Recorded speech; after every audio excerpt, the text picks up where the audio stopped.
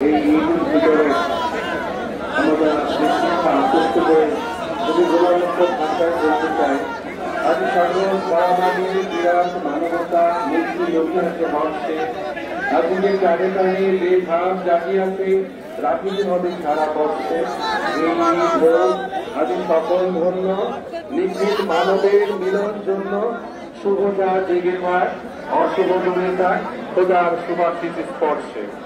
আসসালামু আলাইকুম ওয়া রাহমাতুল্লাহি ওয়া বারাকাতুহু।